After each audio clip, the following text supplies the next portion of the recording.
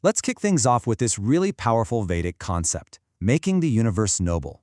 This isn't just some beautiful ancient phrase, it's a whole philosophy, a call to action, that really sets the stage for everything we're about to get into.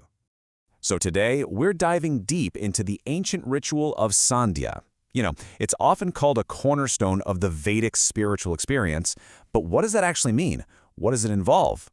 Well, we're going to break it all down step by step, from its core ideas to its amazing practices. So, here's our game plan for this journey. We'll start with that huge idea of making the universe noble, then get into the practical prep work, the core breathing techniques, some incredible symbolic rituals, a meditation on the cosmos itself, and we'll wrap it all up with an act of gratitude. Let's start with that guiding philosophy. Okay, so that quote we started with, making the universe noble, really frames this entire practice. It's telling us that Sandhya isn't just about finding your own inner peace. The goal is so much bigger. It's about actively contributing to the well-being of the whole universe. Every single action, every breath is tied to this much grander purpose. All right, let's get practical. Before the meditation can even start, preparation is absolutely everything. This is all about creating a sacred space, not just around you, but inside your mind, so you can really focus. And what's so cool is how these simple rules are actually super profound. Arriving on time, turning off your phone, that's not just about being polite. It's an act of mental focus. Wearing light colors is symbolic, because dark colors are thought to absorb energy, and sharing space, that builds a sense of community. Every little step helps quiet the noise of the outside world, so you can finally turn inward. So with the space all set, we get to the real foundation of the spiritual experience, the Sandhya itself. And it all starts with the absolute fundamentals, how you sit, and most importantly, how you breathe. A straight back, an erect neck, and controlled breathing, that's the gateway right there. This four-part breathing cycle has a name, pranayama, and it is central to this whole practice. It has a very precise rhythm. So think of it like this. If you inhale for a count of, say, 10, you hold that breath for 20, then you exhale for 10 and hold the breath out for 20. And this isn't just about getting oxygen. It's about regulating your life force, your prana. By getting a handle on your breath, you start to get a handle on your mind, getting it ready for some really deep meditation.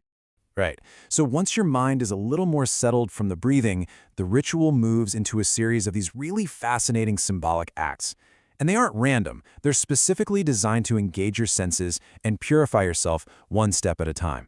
The very first act is called Achamana. You sip water 3 times while chanting a mantra.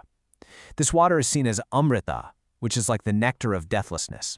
It's a physical act with this incredibly deep symbolic meaning. You're literally internalizing a prayer for blessings, happiness, and spiritual fulfillment. Next up is Indriya Sparsha, which literally means touching the senses. You touch your lips, your nostrils, your eyes, your ears, and other parts of your body. Each touch is a dedication.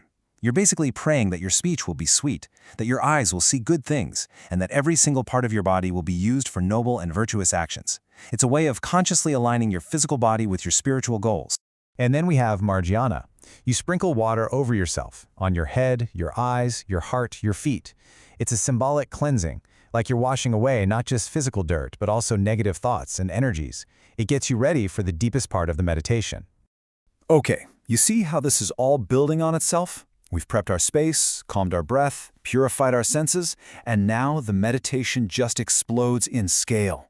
With the practice called Agamarshana, the focus shifts from you, the individual, to the entire cosmos, contemplating the very creation of the universe. So the story of creation here doesn't start with chaos. Nope. The very first things to emerge from the creative will of God were truth and cosmic laws, the fundamental principles that would govern absolutely everything that was about to come. This sets up a universe that's based on inherent order and purpose from the get-go. And following these laws, stars and planets began to form and rotate in their orbits. This massive cosmic motion, this incredible celestial dance, is what gave birth to the whole concept of time. And the universe's controller just effortlessly divided this new dimension into day and night, giving a rhythm to all of existence. And finally, the Creator formed our world, the sun, the moon, the earth, and the sky. But what's really fascinating here is the idea that this wasn't some one-time event. The source material explains that this creation is part of a timeless, repeating cycle, happening exactly as it did in all past creations and exactly as it will in all future ones. So after that incredible journey to the beginning of the cosmos, the final act brings you right back to the present moment. It's called Manasa Parikrama, and it's basically a mental pilgrimage. You turn your awareness to each of the directions, acknowledging the divine presence that fills everything around you. First, you turn your mind's eye to the east. This direction is associated with Agni, the Lord of Light, perfectly symbolized by the rising sun. The sun's rays are seen as these little arrows of inspiration, shot from a sun of divine wisdom. So what that really means is that looking east is an act of gratitude. It's a moment to thank the divine for knowledge, for inspiration, and for the light that protects all of us from the darkness of ignorance. Now, we turn our mental focus to the south. Here, we acknowledge Indra. And in this context, Indra is the force that scatters those dark clouds of ignorance that can sometimes block our intellect and our understanding. And the meaning behind this is so powerful. Facing south is about giving thanks for the teachers in our lives. It's about recognizing the wisdom passed down from our parents, our mentors, and our elders, all the people who stimulate our minds and guide our learning. So, from simple etiquette all the way to a cosmic journey and then back to gratitude, Sanya is this incredibly structured practice for connecting yourself to the entire universe. And that kind of leaves us with one last thought, right? In our own fast-paced world, what are our modern rituals? Whether it's that morning coffee, a daily walk, or just looking up at the stars, what do we use to find that same sense of connection and our own place in it all?